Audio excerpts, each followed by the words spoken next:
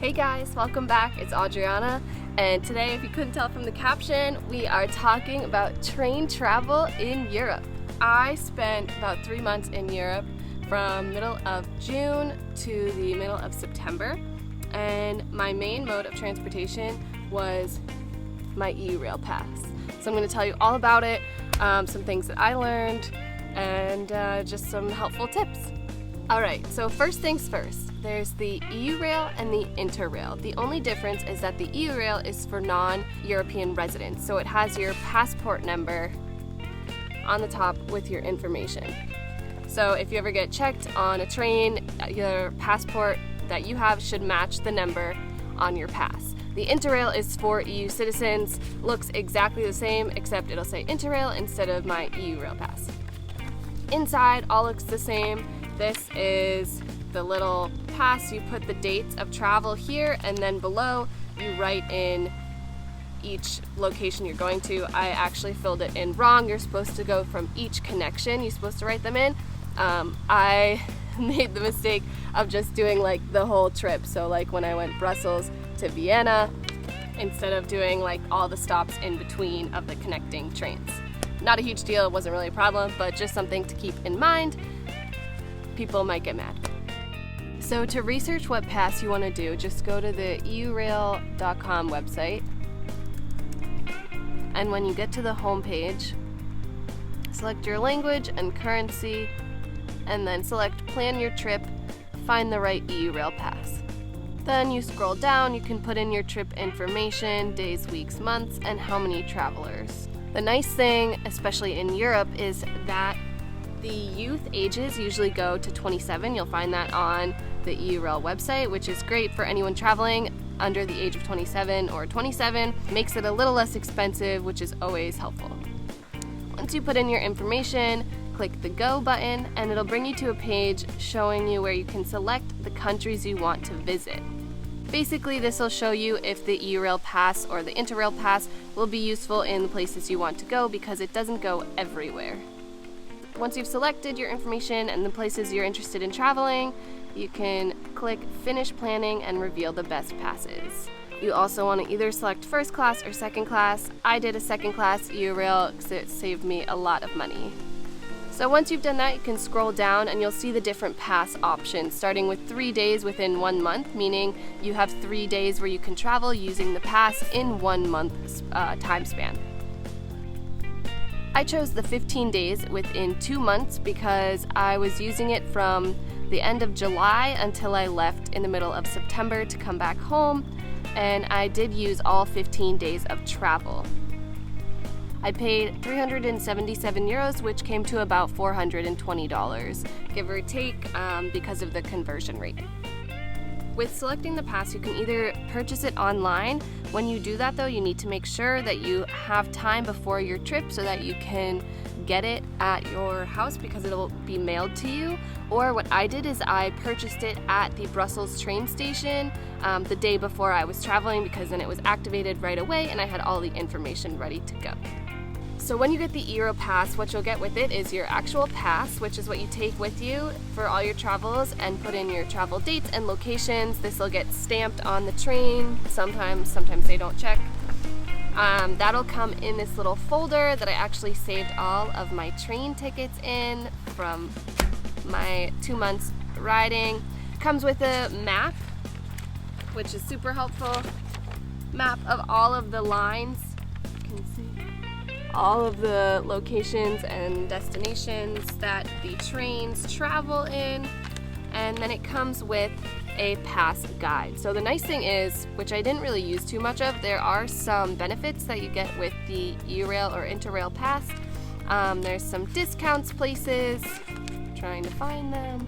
Yes, you can get Eurail benefits. There's discounts on ferry rides, certain attractions and tours, accommodations, so super useful if you remember to use it. It also has an extra travel diary page here, so if you fill up the one that comes in the pass, you have more space to write your travel locations. Another really awesome thing about using Eurail or Interrail is that they have an app. I found it super useful when I was looking for ways to get from one location to the next. It shows you the best route, the routes that you can take with the Eurail pass, or the trains that you can take with the Eurail pass. It gives you the connections to get onto, and it's usually pretty intuitive. The nice thing with the app as well is that you can save your trips, so even if you don't have data or Wi-Fi, you can see your trip, so as you're switching from one train to the next, you don't have to worry. It has the train number, the time it's leaving, all right there, so it's easier to find when you get to the train station and are making a connection. So now let's get into the planning of your trips. With the Eurail pass, I was using it as kind of a way to be able to go from one place to the next with short notice. I was in Vienna, and last minute I decided to go to Budapest for a long weekend. I decided on a Thursday I was going to go, and Friday I booked a hostel and found the train that would get me there.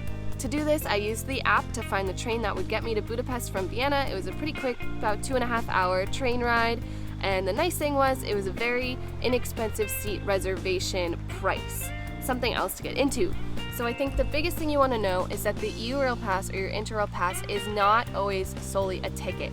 Most of the time you have to buy an additional seat reservation to actually be able to stay on the train, or you could get fined if they check your ticket. So the only time that your Eurail pass works as a solely ticket, where you don't have to buy a seat reservation, is on national trains. So for example, a train from Brussels to Amsterdam, 2-hour train ride. It's a national train, so all I had to do was write in Brussels to Amsterdam, the date, and I was good. This was my train ticket.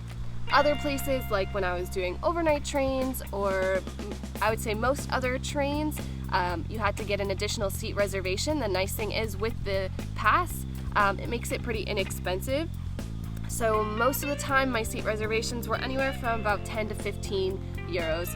So in total, if that's all I had to pay, on top of this, by using all 15 days, it averaged out to about $30 a day for the Eurail pass, and then with the seat reservations on top, most of the time I didn't spend more than 50 euros on travel, which was a really great way to travel and save money because flights during the summer are absurd.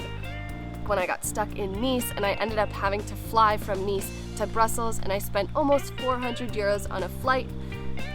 It's about how much I spent on this whole pass.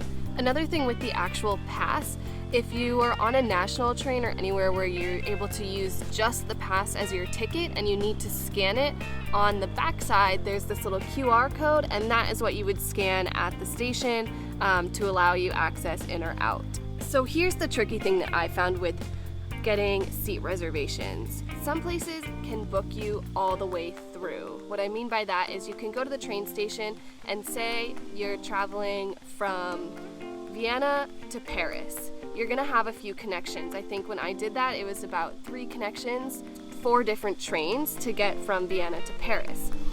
What's nice was in Vienna, they were able to book every single train, so I didn't have to go at each connection and purchase the next seat reservation. I was able to have all of my seat reservations with me, so I didn't have to worry about not being able to get on a train or get a seat reservation for a train when I was connecting and getting stuck somewhere, hence Nice.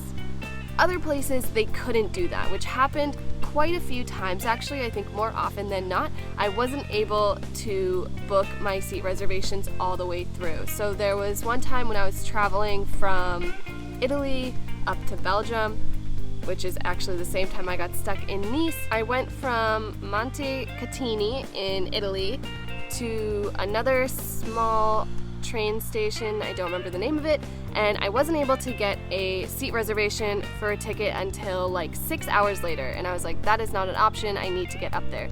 So this is when the naive tourist can come in handy. So what I did, I walked up to where the train was coming to board. I found a conductor, walked over to him, and I was like, I have an Eurail pass, I need to get on this train. They said I couldn't get a seat reservation. He was very nice, let me get on and sit, and it was totally fine. Not all places will let you do that, especially in places where you have to have the ticket to get even to the train platform. Like in Paris, especially, they're very strict about their train tickets and their public transit in general. You had to have a ticket to be able to get to the platform, and if you were on the train, you would get fined crazy amounts if you didn't have a ticket or a seat reservation to be there. So something I learned is I think the Eurail pass is definitely more useful if you have a planned trip, like you already know all of the locations you're going, the dates you're going to be there, and then before you even leave for your trip, you can reserve all of your seat reservations and train tickets in advance so you have them all and you don't have to run into the same issues that I had trying to buy them on the spot as I was going. So a little tip that I learned from traveling on trains is that above the seat there's a little illuminated sign, and it should have 2 locations on it. One is where the reservation starts and one is where it ends. So that's kind of a little way to find out if that seat is reserved, because some trains don't require seat reservations but do have them. So for those, I was able to just use my Eurail pass and I didn't have to buy an additional seat reservation. So that's an easy way. If it doesn't say that it's reserved, the seat is open for you to take as long as you have your Eurail pass. You'll be good. All right, connections. A huge issue I ran into many times was that I would miss trains because the connections were too short. I would have 10-minute, 7-minute, 5-minute connections, and it just wasn't enough time.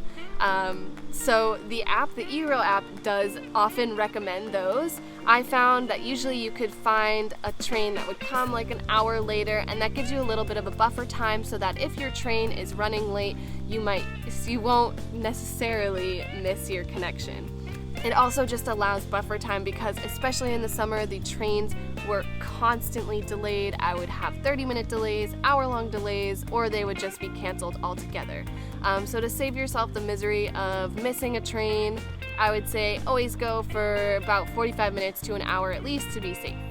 A small mistake I made at one of my connections was that I accidentally purchased a first-class ticket. It was kind of a mistake on both ends. Usually the person at the ticket counter will ask what class your Eurail or Interrail pass is. I purchased a second class Eurail because it was less expensive, which also makes the seat reservations less expensive. So what you can see is on the ticket over here on the side, it says class, second class.